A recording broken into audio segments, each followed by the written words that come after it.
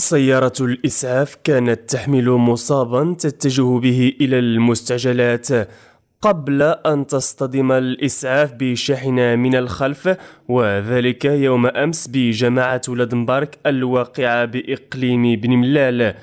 وفي أدق التفاصيل، كشفت مصادر مطلعة أن الحادث السالف الذكر قد أسفر عن وفاة مريض كان على متن سيارة الإسعاف، وإصابة 3 أشخاص آخرين بجروح متفاوتة الخطورة.